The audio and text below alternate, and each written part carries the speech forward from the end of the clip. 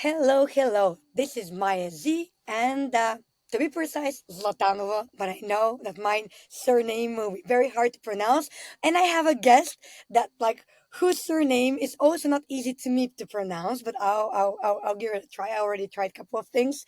It's actually a fellow friend from an accelerator program that I did together with my company earlier this year, and I've been fascinated by the things that these guys are doing. So, Jan Poleszczuk. Welcome to Travels with Maya Z. And I can't wait to dive into the world of standard of care and real world data. But before that, can you give me a little bit of your background? Yeah, perfect. Thank you, Maya, for having me. So, about myself, a little bit of background. So, I'm a mathematician by training. But please don't turn the podcast off, right? So, I'm a mathematician, but I very quickly, after obtaining my PhD, switched to modeling of cancer and trying to come up with the better models to predict the outcomes of treatment, right? That was my main goal. So, that's why I started Wow. working in the hospitals, right? So I did my postdoc in a Moffitt Cancer Center in States. When I moved back to Poland, I started working in National Cancer Center as well here. And I was always about getting the data for my models, right? I mean, we cannot really have any model without the proper data, right? And by proper data, I mean heterogeneous, can't come from reality, etc. But I Mm, quickly realized that there is a big issue with that data, right? And maybe I'll go by analogy, right? So when you think about real world data, not only in medicine, right? That's a crucial part to tweak your product, right? So mhm. the common knowledge is never buy a newly launched car, wait for 2 years when all the complaints come in, they're gonna provide a facelift. That's the good moment to buy the car because you know all the troubles of the I love the infancy, analogy. right? But imagine now that after a clinical trial, that really doesn't happen already, right? I mean, there's a Mm. clinical trial, we launched the product on the market, and the real world evidence about the usage of the drug is not that great, as in the case of other products, right? We know Why is that, not that great, Jan? Like, tell me, because I spent quite some time in researching real world data. I can't. I'm not an expert. I'm definitely not an expert. But let's say that I kind of understand the role of real world data.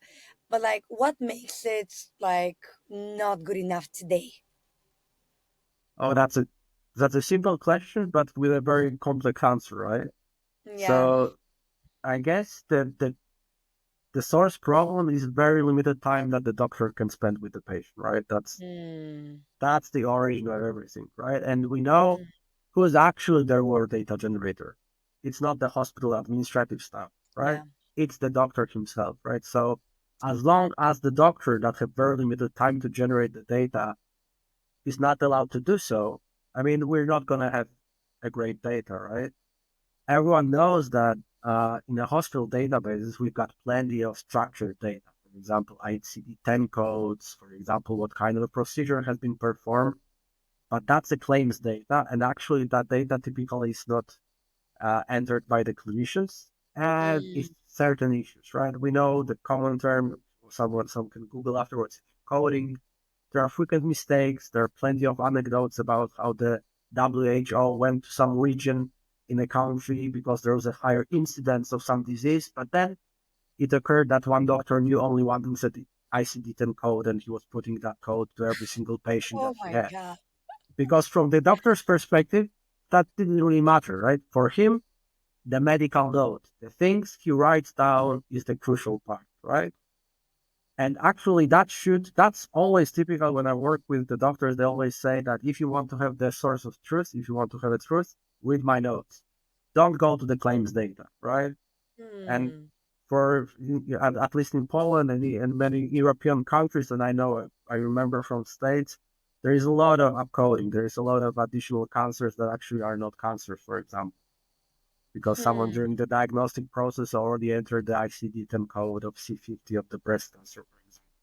And there are plenty of issues around that. Is that the reason you started? So you're the CTO of CliniNote, very cool company in the space of real world data. Is that the reason why you started the company? Because you realized that the notes are actually the real source of real world data and not the claims data.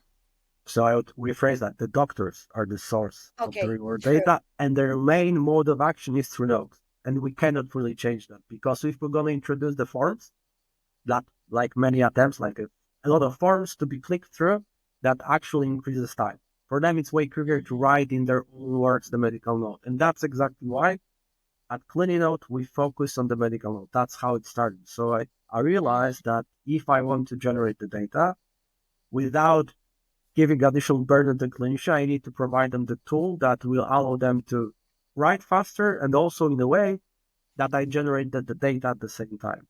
Because like if you talk to the clinicians, like I sometimes hear that the worst thing that can happen to you as a patient, right, is that my doctor will go to the holidays and someone else will need to read through his notes.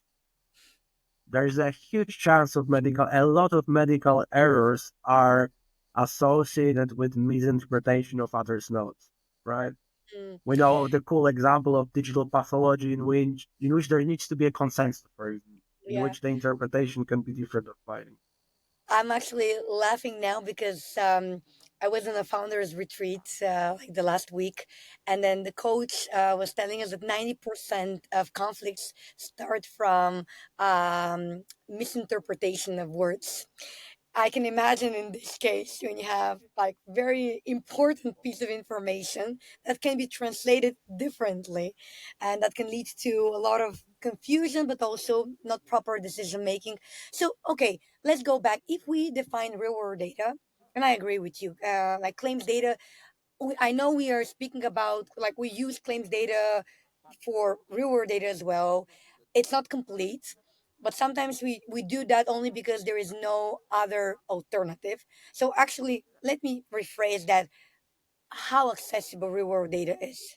And when we speak real world data, like the real world data, the insights from the doctors, how accessible is that today worldwide? That's a good question. So I think that when you think about real world data, you don't think about the quality, right? When you think simply, as you said, it's Mm, quite accessible these days. I mean, there are a lot of sources. I mean, the hospitals are getting IT infrastructure better and better of giving out the codes, right? We know a lot of companies that work on. But when you actually do the project on real data, I did a lot of projects on real data while working with the hospital. Getting that data is only like 3% of the whole project of analyzing that data. In a sense, you start with the code, you start with the structure, but then you dig down and you see a lot of problems. And actually, the quality impairs the quality of the project itself. You need to filter out a lot of patients, and sometimes you end up with a very few cases at the end. So mm, the access is there, but when you like to some kind of data, I would say access to data coming from the world is there, but that's a quality of that data does not allow to successfully complete the study that you had in mind, right? what are the top challenges contributing to lower quality of real world data? So, so I If would we are choosing say three, for example, like the top three. top three. So, the healthcare system setting, first of all, right? So Mhm. the source is that's like you have a three-player game, right? You've got the payer. I mean, you've got the insurance company, you've got the hospital, you've got the patient. And that there's a game in which the hospital wants to maximize the income from the insurance claims, and the insurance claims Mm, need to maximize the way to cut down the costs. And there's a game not about the quality of data, but about how to create the reimbursement claims data in a way that you're going to maximize. The focus is different, right?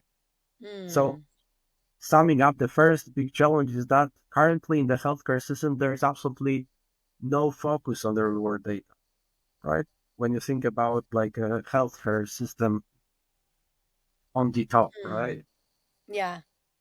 The Hmm. other problem I would say is the limited time of doctors, right? I Yeah. mean, And this is that's becoming bigger and bigger problem. Unfortunately, I've been. That's actually a problem that's contributing to other a lot of other issues, including patient recruitment in clinical trials. When you have 10 minutes per patient, How much do you actually know about this patient? How can you actually even discuss the different opportunities for this patient? And can you actually build trust with the patient? So that's the other thing. Yeah, I mean that's an important issue, especially that you don't have the access to the full documentations typically, right? Because it's Mm-hmm. not like back in the days, as we discussed, I think on the day Mm-hmm. one meeting. I think even 100 years ago, there was a doctor that was yours, right? Yeah. He knew you from the child, from the birth till death. Yeah. There was a doctor in the village. He knew everything. These days, how many different doctors per year are you visiting? Yeah. Well, hopefully not many, but No, if I have to, I would visit multiple, sometimes for different things, for same things actually. for the Like same thing, right? everything. The only one doctor that you visit all the time is actually Dr. Google, to be honest, Yes. which is like quite interesting, but that's the reality. Actually, let me stop you here, Jan. Speaking about doctors not having time with patients, and also speaking about real world data, in the past, let's say the last 2 years or so, maybe even like before that, I've heard that companies like Microsoft, I think even Google, but maybe I'm wrong, but one of these big corporations, they wanted to go into exactly notes taking of doctors, literally listening to the doctors and typing this automatically so that they can save time listening to the conversation and putting notes automatically for the doctors so that they can save them these efforts. How feasible is that? I mean, is that possible? Is it already up and running? How reliable is that today? And do you think, if not today, this is the future? The next question again. So those things are happening, right? We know Okay. companies, especially in US, there are a lot of companies that actually do that, and Microsoft followed with the idea and actually is Mm, providing a piece of software for that. But the usability of that thing really depends on the clinical setting, right? And when you're working in a high volume center, then when you discuss with the clinician, it's typically faster to use the template to quickly fill the note rather than then correct automatically transcribed note, right? Even if it's a perfect solution, right? I mean, after the thing has been transcribed, the doctor needs to read that, correct that, add some things, modify that. And it's not completely clear to me that in each and every setting, that's a time saver. Because I observe a lot of clinicians that are treating, for example, cancer patients in which the summary of the visit is quite standardized and it's way quicker for that person, for example, to use even a CliniNote in which he just answered the specific node generator and it's way quicker than to wait for the transcription and to correct the transcription, right? hmm, And also those notes, I mean, if they're written, it's not exactly structured text, right? It's not like exactly data generation, right? There's no connection with the generated by that mechanism node and the data behind. It's not straightforward, right? So okay. we have a different connection, but that depends. Like Mm-hmm. in That Poland, very for much depends. example, the environment is noisy, and most of the clinicians will say there's no way we're going to use the microphone. There is a hardware limitation, etc. Yeah. etc. It's I guess confidentiality comes in as well, GDPR in Europe. So it does sound complicated. I can see that happening in the future, but like with, for example, sometimes we're discussing with some folks the opportunity of having a unified electronic health record system across the globe. It sounds amazing. Like it's the dream. But then how feasible it is in the next even 10 years. I mean, I want to be positive. I hope we'll figure it out. We'll find a business model or some sort of a model to make this work. But yeah, it is actually challenging. So you mentioned that there is no focus on real world data is the first challenge. And the second challenge is actually limited access to real world data to these nodes, and actually not limited access to the nodes, but limited time of the doctor, also causing limited nodes as a side effect. as a side effect. Yes, as a side effect. Anything else that's causing a challenge, like the challenge in not having quality real world data? Well, I mean, just to also refresh the phrasing. So there is no focus on the healthcare system or reward data. I don't want Yeah. someone to understand that the world has no focus because the people like us or the pharma companies or Yeah. they really want that data, right? I'm only saying that Yeah. the healthcare system is not focused on that. Yeah, mainly.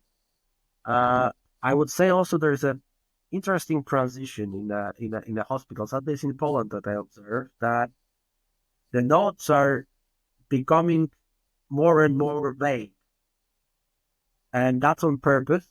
And sometimes the clinician don't want to write explicitly various things for a very Hmm. simple reason. They want to have the options for the patient to go with different things.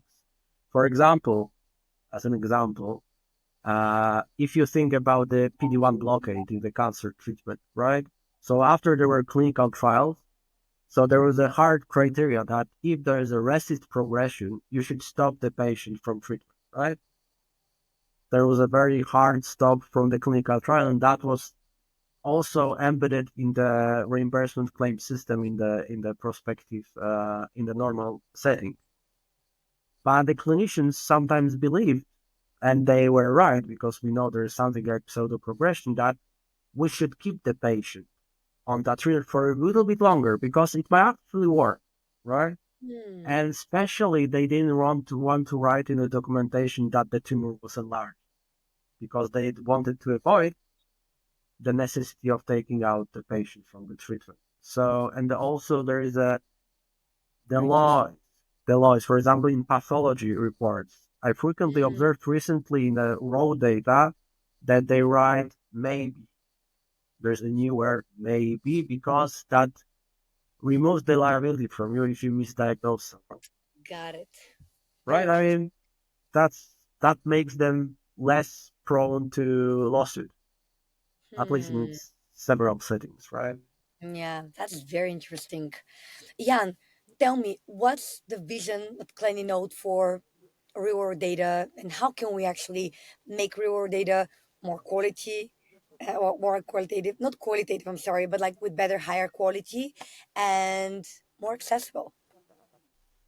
Right. So, as we believe at Clino, the most important part is to focus on the clinician and help them out to generate the data while they're writing. Because I know a lot of clinicians that want to do the research. I received a lot of databases that they created on the side, right?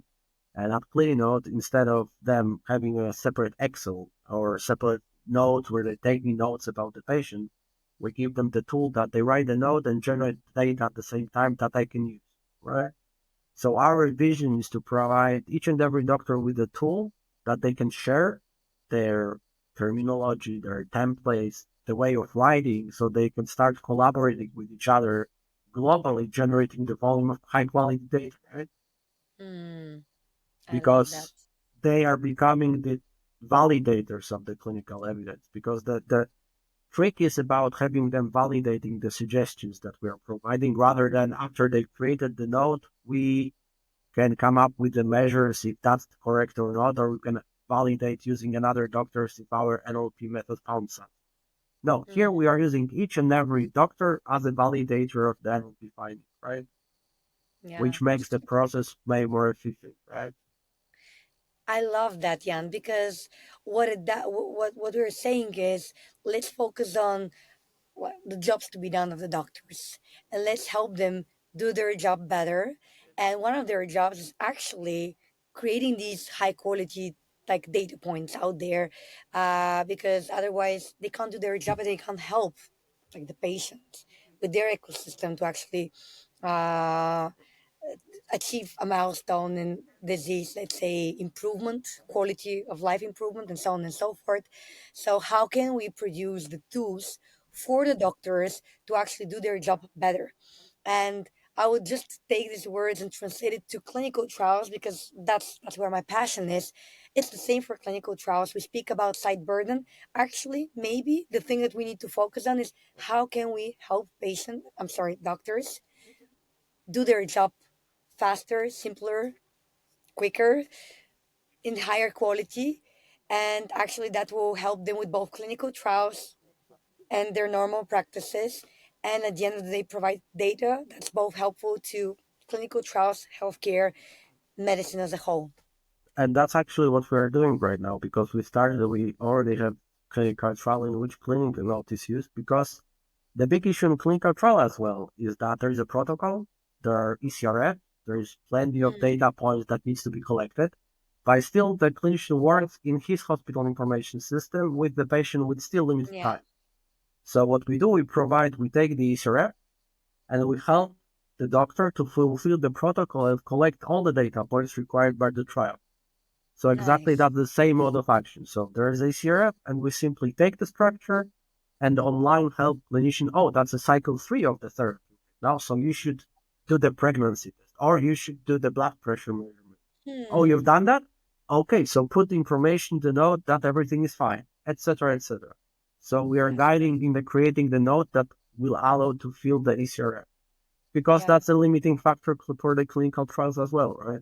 The doctors have three indeed. trials at the same time and they don't remember. They would like to remember that they don't have the time to look at the protocol. Yeah. And then there is a hassle of data query, right? Yeah, you're absolutely right. One of the things that any doctor, and actually, to be precise, investigators are always saying is that we hate the paperwork. And when I say paperwork, you can also like add this the software work. Maybe it's not paper, but if you have to do the same type of repeating work and like do notes here and there and for this like same patient, it kind of doesn't make sense. These people they spend so many years in education, their focus is on like one of the reasons going into medicine because that's like super hard is actually healing people only to find out that they will be administrative workers. Mm-hmm. So I love what you're doing with CliniNote. Let's take away like kind of a like a conclusion to me is let's take away the burden from the shoulders of the doctors and help them focus on patient care and providing these insights and data that can make the patient care even better. Thank you so much, Jan, for like, joining me on this like short but very insightful conversation. Good luck with Keynote. I'll be definitely following your company, and yes, keep us posted on how real world data evolves because we all need that. Thank you, Maya, for having me. It was an awesome conversation.